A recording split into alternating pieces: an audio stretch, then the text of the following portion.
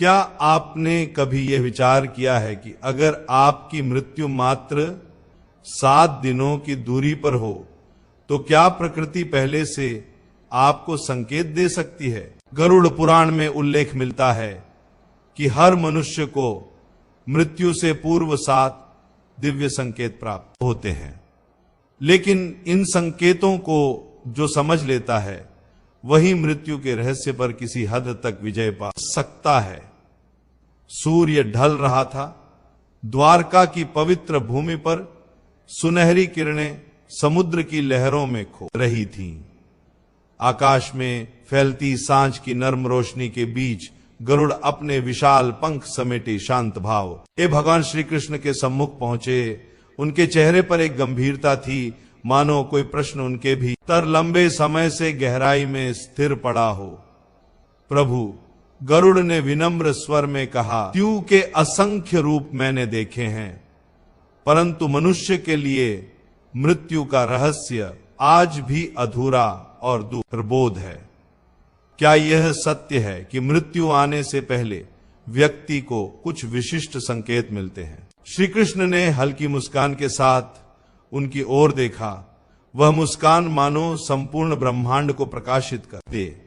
गरुड़, उन्होंने कहा, मृत्यु अंत नहीं है, यह केवल आत्मा की यात्रा का एक नया चरण है, और इस नई यात्रा से पूर्व आत्मा को संकेत अवश्य प्राप्त होते हैं ताकि वह तैयार हो सके। ये संकेत डर पैदा नहीं करते, ये चेतना को जागृत करते हैं। गरुड़ ने जिज्ञासा से पूछा, ए हे माधव, वे संकेत कौन से हैं? श्री कृष्ण बोले, पहला संकेत तब उत्पन्न होता है जब मनुष्य का मन धीरे धीरे संसार से दूर होने लगता है। प्रियजन पास होते हुए भी दूर प्रतीत होते हैं। परिचित चेहरों में अपनापन गम महसूस होता है। ऐसा इसलिए क्योंकि आत्मा अब ऐसे परे अपने असली लोक की ओर लौटने की तैयारी में होती है। यही विरक्ति का प्रारंभिक चरण है। जो इस पहले संकेत को पहचान लेता है वह मृत्यु को समझ लेता है, क्योंकि उसे ज्ञात हो जाता है कि मृत्यु परिवर्तन है, विनाश नहीं। जिस पल मनुष्य के भीतर यह सूक्ष्म वैराग्य जागना शुरू होता है, उसी पल आत्मा अनदेखे रूप में ईश्वर के निकट खींचने लगती है। कृष्ण कुछ देर तक शांत रहे, जैसे कोई दिव्य रहस्य हवा में घुल रहा हो। गरुड़ ने नजर उठाकर आकाश की तरफ देखा। दूर बादलों के बीच हल्की सी चमक उभरी और उन्हें ऐसा प्रतीत हुआ मानो समय स्वयं क्षण भर ठहर कर संकेत दे रहा हो, अब लौटने की तैयारी आरंभ करो। अगर रात में आपको अपने दिवंगत प्रियजन स्वप्नों में दिखें, अगर वे आपको सहज मुस्कान के साथ अपनी ओर आने के लिए इशारा करें, तो यह सामान्य सपना नहीं माना जाता। यह वह घड़ी होती है जब आत्मा इस लोक और अगले लोक के बीच की पुकार को पहचानने लगती है। द्वारका में रात पूरी तरह उतर आई थी। शंख की ध्वनि थम चुकी थी और समुद्र की उठती लहरें चंद्रमा की सफेद रोशनी में शांत मोती सी चमक रही थी। गरुड़ कृष्ण के चरणों के पास विराजमान थे, पर उनकी आंखें दूर अंबर की गहराइयों में डूबी थीं, जैसे किसी अदृश्य उत्तर की खोज में हो। प्रभु, उन्होंने धीमे स्वर में कहा, कुछ स्वप्न इतने वास्तविक लगते हैं कि मनुष्य स्वयं को किसी और संसार में भटकता हुआ महसूस करता है। क्या मृत्यु के संकेत स्वप्नों में भी संहित होते हैं? श्री कृष्ण ने गंभीरता से गरुड़ की ओर देखा। उनकी आंखों में ऐसा तेज था मानो वे मानव जीवन के हर रहस्य को एक ही पल में उजागर कर सकते हों। उन्होंने कहा, गरुड़, स्वप्न केवल मस्तिष्क की छाया नहीं होते। जब मृत्यु समीप आती है, आत्मा देह से पर ये देखने लगती है और वही दृश्य स्वप्नों के रूप में प्रकट होते हैं। इन पलों में मनुष्य उन लोगों की झलक देखने लगता है जहां उसका मार्ग निर्धारित है। ऐसे समय वो व्यक्ति को अक्सर अपने दिवंगत परिजन दिखाई देते हैं, कभी मुस्कुराते हुए, कभी उसे अपनी ओर बुलाते हुए, कभी किसी उजले मार्ग या विस्तृत जलधारा के पार ले जाते हुए, कभी वह स्वयं को एक प्रकाशमय द्वार के सामने खड़ा पाता है जहां से कोई कोमल पर उसे पुकार रहा होता है। यह साधारण सपना नहीं, यह इस बात का संकेत होता है कि आत्मा के मार्ग खुल रहे हैं। कृष्ण आगे बोले, गरुड़, यही दूसरा संकेत है स्वप्नों में मिलने वाला संदेश। जागृत आत्मा इन्हें समझ लेती है और मन में गहरी शांति उत्तर जाती है, क्योंकि उसे भीतर ही भीतर आभास हो जाता है कि उसकी यात्रा आगे बढ़ने वाली है। लेकिन जो अनभिज्ञ होता है वह इन्हीं स्वप्नों को अपशकुन समझकर डर जाता। कृष्ण ने गरुड़ की ओर ऐसा देखा मानो वे उनके मन के भीतर छिपे हर प्रश्न को पढ़ा रहे हों। गरुड़, उन्होंने शांत स्वर में कहा, इस स्वप्न मन की कल्पनाएं नहीं, ईश्वर के भेजे हुए संकेत होते हैं। वे मनुष्य से शब्दों में नहीं, संकेतों और प्रतीकों में बात करते हैं। और जब स्वप्नों में मृत्यु की छाया उतरने लगे, जब मृत परिजन मुस्कुराते हुए दिखने लगे या कोई उजाला आपको अपनी ओर खींचने लगे, तो समझ लेना चाहिए कि आत्मा नए लोक की देहरी पर पहुंच गई है। गरुड़ निशब्द बैठे रहे। समुद्र की लहरों की आवाज उन्हें अब ऐसी प्रतीत हो रही थी मानो अनगिनत आत्माएं अपने स्वप्नों का रहस्य सुना रही हों। वे आत्माएं जिन्होंने अंत समय आने से पहले ही अपने स्वप्नों के संकेत पहचान लिए थे। कृष्ण ने आगे कहा, मृत्यु सिर्फ आत्मा को नहीं, शरीर को भी छू कर जाती है। देह सबसे पहले फुसफुसाती है, पर मनुष्य उसके संकेत सुन ही नहीं पाता। कभी किसी वृद्ध के मुख से सुना होगा, अब शरीर थक गया है, अब साथ नहीं देता। मनुष्य सोचता है यह कमजोरी है, लेकिन यह सत्य में आत्मा और शरीर की अंतिम विदाई होती है। यह तीसरा संकेत है, शरीर का मौन संकेत, देह का अंतिम समर्पण। द्वारका में उस रात की शांति अद्भुत थी। राजमहल के बाहर तुलसी की पत्तियां हवा से हिल रही थीं और उनकी सुगंध पूर्ण वातावरण को पवित्र बना रही थी। मानो स्वयं समय भी मंद गति से चल रहा हो। गरुड़ गंभीर चिंतन में बैठे थे। उनकी आंखों में गहराई और जिज्ञासा साफ झलक रही थी। आखिर उन्होंने धीरे से प्रश्न किया, प्रभु, आपने पहले संकेत बताए, मन का विरक्त होना, फिर स्वप्नों का रहस्यमय बदलना, और अब देह का मूक संदेश।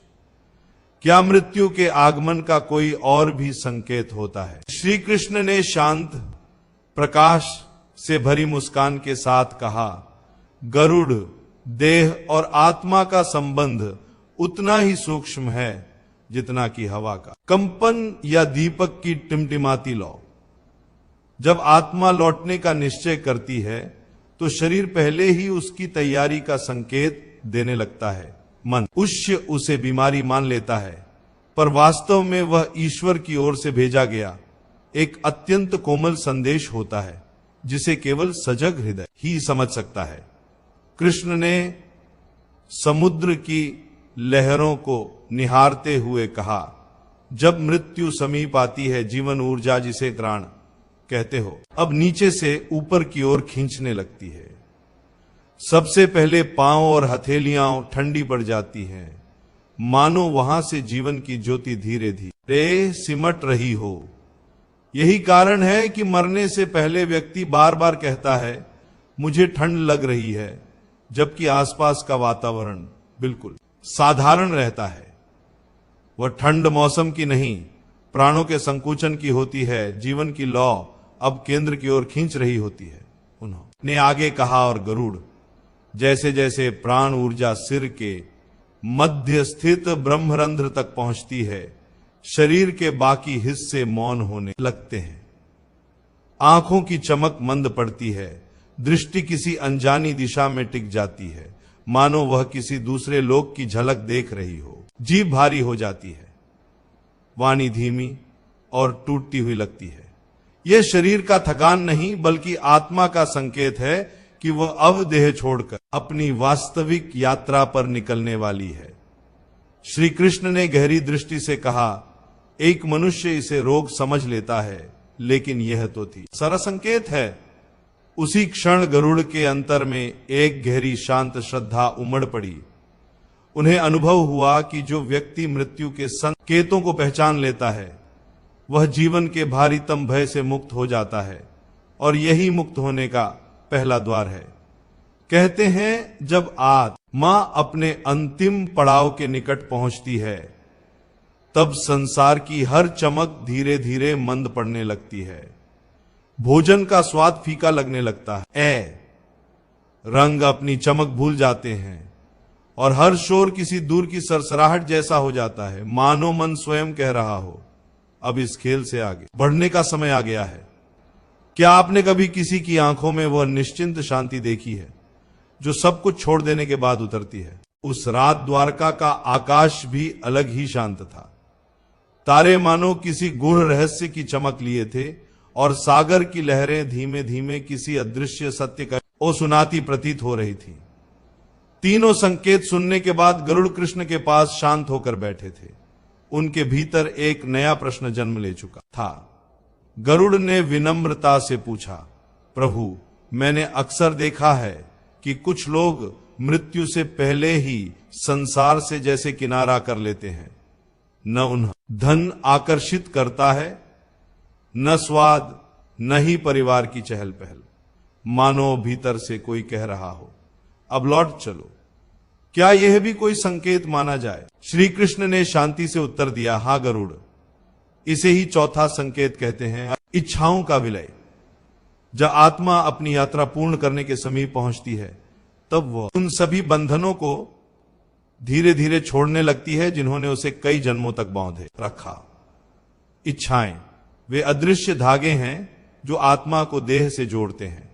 जब ये धागे ढीले पड़ने लगते हैं तब मनुष्य को संसार के सुख महत्वहीन लगने लगते हैं। भोजन का स्वाद मंद हो जाता है, संगीत की मधुरता कहीं खो जाती है, भीड़ में भी मन खाली और शांत बना रहता है। यह किसी प्रकार का अवसाद नहीं बल्कि आत्मा की गहराई में उठने वाले प्रकाश का क्षण है।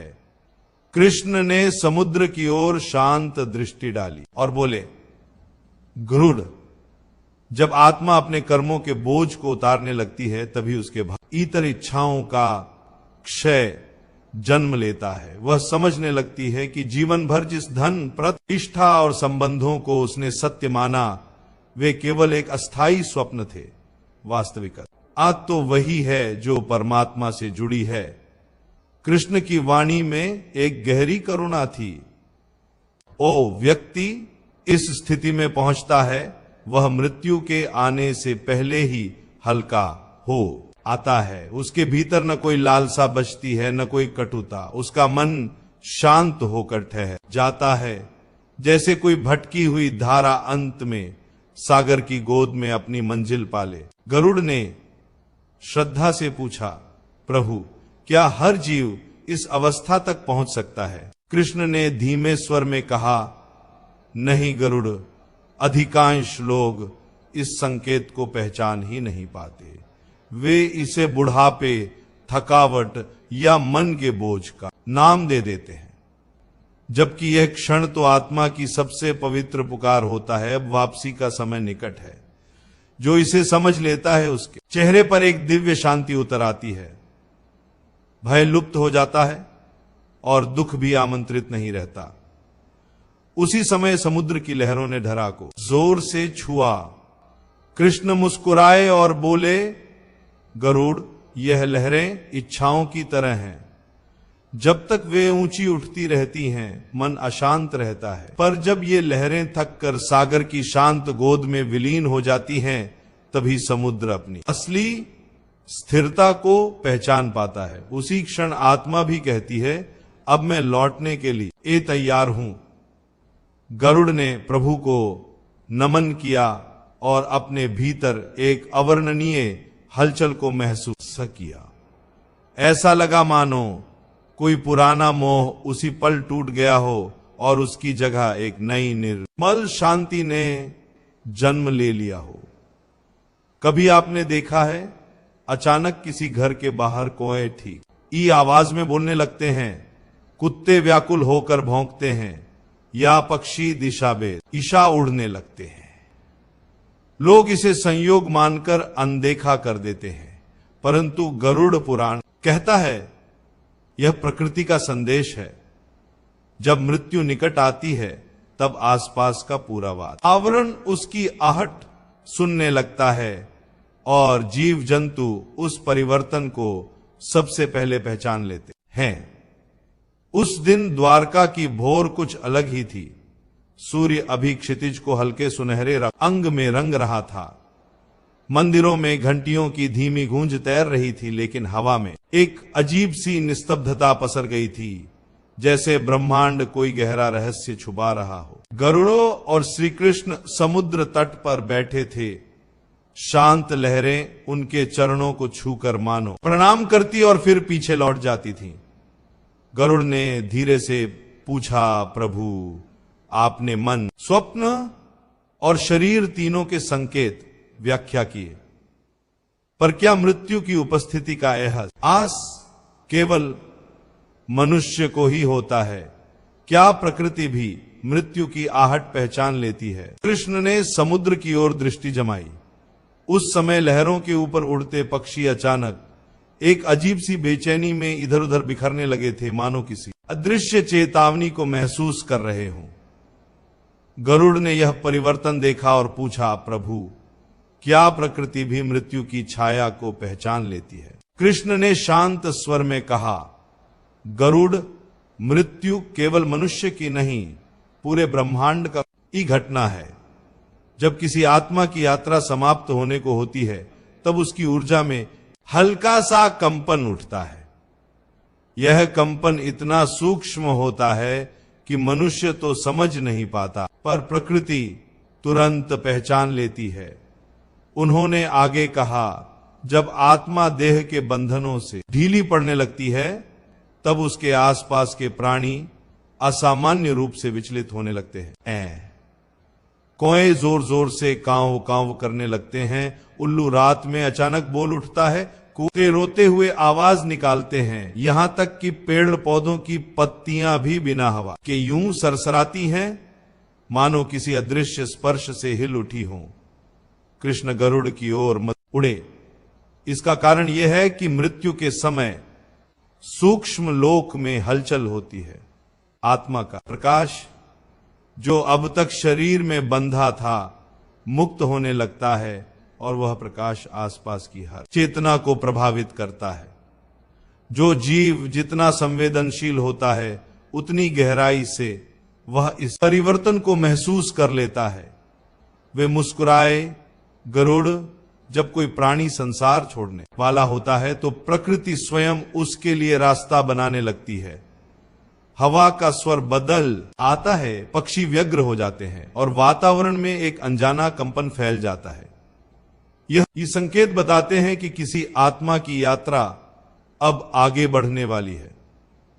गरुड़ ने आश्चर्य से पूछा, प्रभु क्या इसका अर्थ यह है कि पक्षी मृत्यु का संदेश लेकर आते हैं? कृष्ण हल्के से मुस्कुराए, नहीं गरुड़, वे दूत नहीं बल्कि प्रकृति के साक्षी हैं।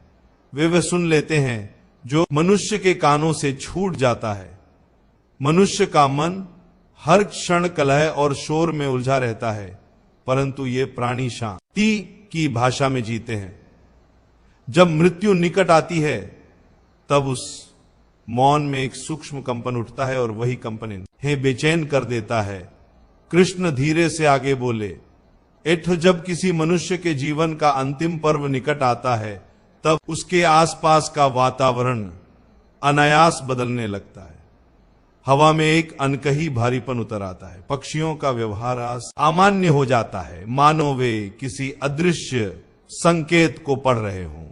कुत्ते करुण स्वर में रोने लगते हैं और रात्रि में उल्लू की आवाजें अचानक स्पष्ट सुनाई देने लगती हैं। यहां तक कि वृक्षों की पत्तियां भी कुछ अधिक बेचैनी से हिलने लगती हैं। ऐसा इसलिए होता है, कृष्ण ने समझाया, क्योंकि आत्मा धीरे धीरे पृथ्वी के बंधन से मुक्त होने लगती है। सूक्ष्म जगत में एक हलचल उठती है और वह हलचल हर जीव तक पहुंच जाती है। ये प्रकृति का पांचवां संकेत है, एक अदृश्य चेतावनी। जो इसे समझ लेता है, कृष्ण बोले, एक वह मृत्यु आने से पहले यही प्रकृति से जुड़ जाता है। हवा में उसे ईश्वर का स्पर्श महसूस होता है और पशुओं की आंखों में उसे दया की चमक दिखने लगती है। जब आत्मा निर्मल हो जाती है तब मृत्यु भय नहीं रहती, एक वचन बन जाती है। वह वचन जो ईश्वर ने हर आत्मा से किया है कि एक दिन उसे लौटना ही है वापस वहीं जहां से उसकी यात्रा आरंभ हुई थी। समुद्र की लहरें तट से टकराते हुए मानो इस सत्य की पुष्टि कर रही थीं। उस समय गरुड़ ने देखा, पास के पेड़ पर एक कौवा आकर शांत मुद्रा में बैठ गया था, जैसे वह सारी बातें सुनकर अब उनके रहस्य को मौन में सहेज रहा हो। कहा जाता है, जब मृत्यु की आहट पास पहुंचती है तब मनुष्य की वाणी भी अनजाने में बदलने लगती है। शब्द वही रहते हैं पर उनमें एक अजीब सी थरथराहट उतर आती है, जैसे कोई अनदेखी सत्ता भीतर से बोल रही हो और मनुष्य मात्र उसका माध्यम भर बन गया हो। कभी आपने किसी वृद्ध को उनके अंतिम दिनों में धीमे टूटी आवाज में कुछ कहते सुना है। वह वाक्य साधारण लगता है पर भीतर छुपा भाव असाधारण होता है।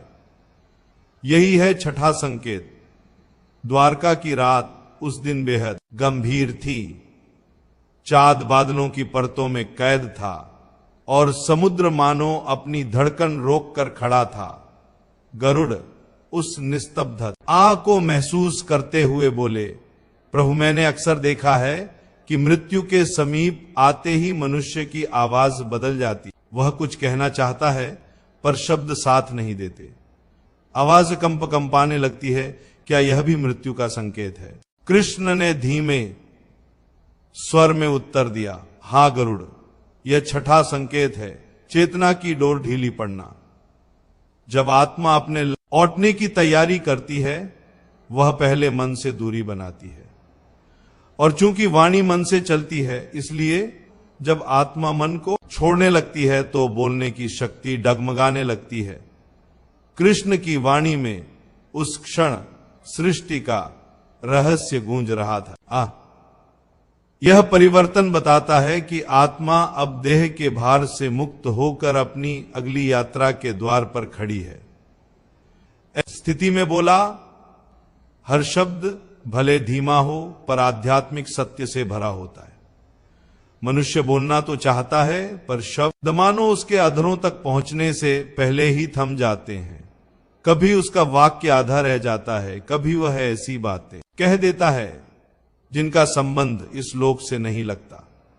लोग समझते हैं कि वह भ्रमित हो गया है, पर यह भ्रम नहीं, यह वह क्षण है जब चेतना दो जगतों की सीमा पर खड़ी होती है।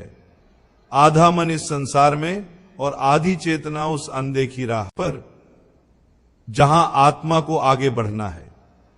उन दिनों व्यक्ति की आंखें अचानक गहरी और शांत लगने लगती हैं, जैसे उनकी दृष्टि किसी ऐसे दृश्य को देख रही हो जिसे और कोई नहीं देख सकता।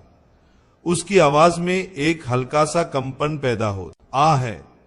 वह कंपन भय से नहीं बल्कि एक सूक्ष्म परिवर्तन से जन्म लेता है। जो सुनता है उसे लगता है जैसे भीतर कोई हलचल जाग उठी हो। कृष्ण ने गरुड़ से कहा, एकरा जब आत्मा प्रस्थान की तैयारी करती है तो मनुष्य अनजाने में अपने प्रियजनों से विदाई लेना शुरू कर देता है। उसके स्वर में नम्रता आ जाती है, बातों में एक करुणा का स्पर्श। वह अपने पुराने दिनों को याद करने लगता है और कभी कभी ऐसे वाक्य बोल देता है जो आने वाले घटनाओं का संकेत होते हैं। कृष्ण का स्वर धीमा हो गया क्योंकि गरुड़ उस अवस्था में चेतना समय की दीवारें पार कर लेती। गरुड़ ने विनम्र स्वर में पूछा, प्रभु क्या मनुष्य को अपने अंतिम समय का संकेत पहले से मिल जाता है? कृष्ण ने शांत दृष्टि समुद्र पर टिकाए हुए उत्तर दिया, हाँ गरुड़, आत्मा जान लेती है, लेकिन वह जान भीतर ही भीतर रह जाती है, शब्द उस अनुभव तक पहुंच नहीं पाते। उन्होंने कहा, जब आत्मा ब्रह्मरंध्र के द्वार के समीप पहुंचती है तो शरीर की शक्ति भीतर सिमटने लगती है। इसी कारण व्यक्ति कुछ कहना चाहता है पर उसके होंठ साथ नहीं देते, शब्द जैसे किसी अनदेखे धागे में उलझ जाते हैं। उस समय उसके मुख से निकले वाक्य साधारण नहीं होते, वे मन नहीं आत्मा बोल रही होती है, और आत्मा की भाषा भारी धीमी और गुढ़ हो जाती है। कृष्ण ने गरुड़ की ओर देखा और कहा, जब किसी की वाणी बदल जाए, स्वर में अनजाना कंपन उतर आए, तो समझ लेना आत्मा अब मौन की ओर बढ़ रही है। वहां भाषा नहीं रहती, सिर्फ एक सूक्ष्म ध्वनि जागती है, वही ध्वनि जिसका मूल स्वर ओम है। गरुड़ निशब्द खड़े रहे। उन्हें लगा जैसे लहरें भी अपनी गति रोककर उस अनंत मौन को सुनने लगी हों।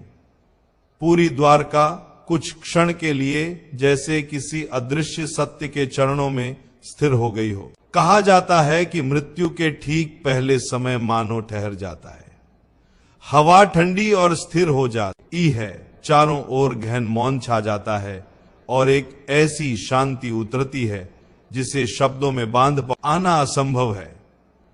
यही वो क्षण है जब आत्मा आखिरी बार अपनी आंखें खोलती है, पर वो संसार को नहीं देखती, केवल ईश्वर को महसूस करती है। द्वारका की रात गहरी थी, पर उस दिन का आकाश कुछ अलग ही था।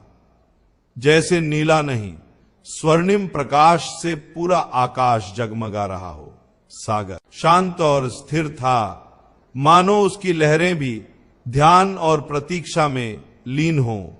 गरुड़ श्री कृष्ण के चरणों में बैठे, उनकी आंखों में श्रद्धा और मन में गंभीर जिज्ञासा झलक रही थी। गरुड़ ने विनम्रता से पूछा, प्रभु आपने 6 संकेत बताए, पर अंतिम संकेत क्या है? वह क्षण कैसा होता है जब आत्मा वास्तव में देह छोड़ती है? श्री कृष्ण ने क्षितिज की ओर दृष्टि टिकाते हुए कहा, गरुड़, जब आत्मा अपने सभी कर और उद्देश्य पूर्ण कर लेती है, तब मृत्यु उसके पास नहीं आती, बल्कि वह स्वयं आत्मा को आमंत्रित करती है। उस समय न भय होता है, न पीड़ा, न बेचैनी, केवल एक अद्भुत गहन शांति होती है। यही 7वां संकेत है, समय का ठहराव। जब यह क्षण आता है तो व्यक्ति के चारों ओर एक अदृश्य दिव्य आभा फैल जाती है। हवा अब भारी हो गई थी, पर उसमें करुणा की सौम्य गंध फैली हुई थी। जो लोग पास खड़े थे, उन्हें ऐसा महसूस हुआ जैसे समय अचानक धीमा पड़ गया हो, घड़ी की टिक टिक रुक गई हो, पत्तियां स्थिर हो गई हों और सांसों का बहाव भी थम सा गया हो। उस क्षण आत्मा केवल देह को छोड़कर नहीं जाती, बल्कि प्रकाश बनकर ऊपर की ओर उठती है। सबसे अद्भुत बात यह है कि मरने वाले का मृत्यु का अनुभव नहीं होता। उसे लगता है जैसे वह गहरी सुखद नींद में जा रहा हो, पर वास्तव में वह ब्रह्म की अनंत गोद में विलीन हो रहा होता है। कृष्ण के शब्द हव आ में गूंज रहे थे, मानो पूरी सृष्टि उन्हें सुन रही हो। उन्होंने गरुड़ से कहा, यह वही क्षण है जब समय स्वयं ठहर जाता है, क्योंकि मृत्यु समय का भी अंत है। जब आत्मा ईश्वर में विलीन होती है, तब अतीत, वर्तमान और भविष्य का भेद मिट जाता है। केवल एक अनंत प्रकाश बचता है जो सब में व्याप्त है। जो व्यक्ति 7वें संकेत को अनुभव करता है, वह मृत्यु के पार पहुंच जाता है। वह जान लेता है कि मरना केवल शरीर का कार्य है, आत्मा शाश्वत और अमर है। कृष्ण उठे और सागर की ओर बढ़े। हवा में हल्की सी सुगंध थी, जैसे चंपा और जूही के फूलों ने आकाश को महका दिया हो। उन्होंने गरुड़ की ओर दृष्टि डालकर कहा, गरुड़, याद रखो, जो मृत्यु से डरता है वह वास्तव में जीवित नहीं है, वह केवल सांस ले रहा होता है। जो मृत्यु को गले लगाना सीख लेता है वही सच्चे अर्थ में जन्मा हुआ कहलाता है। गरुड़ ने उनके चरणों में शीश झुका या उनके हृदय में एक अजीब सी शांति उतर गई। ऐसा लगा जैसे भीतर कोई आवाज कह रही, ओ अब सब ठीक है, अब सब पूर्ण है। और उसी क्षण समुद्र की लहरें धीरे धीरे कृष्ण के चरणों को छूकर लौट गईं, मानो स्वयं सृष्टि ने प्रणाम किया हो। वहां कोई भय नहीं था, ना ही दुख, केवल वह मौन था जिसे संसार मृत्यु कहता है। लेकिन ईश्वर के लिए मृत्यु कोई अंत नहीं है, यह केवल उस यात्रा का द्वार है जहां समय भी ठहर जाता है। अगर आज आपने इन 7 संकेतों को सुना है तो डर मत, शांति महसूस करें, क्योंकि जो व्यक्ति मृत्यु को समझ लेता है वही जीवन की वास्तविक गहराई को भी पहली बार समझ पाता है। याद रखिए, हर सांस एक संदेश है कि अभी भी समय है प्रेम करने का, क्षमा करने का और अपने असली स्वरूप को पहचानने का। यदि ये कहानी आपके हृदय को छू गई हो तो वो इसे उस व्यक्ति तक जरूर पहुंचाएं जिसे इस ज्ञान की सच्ची आवश्यकता है।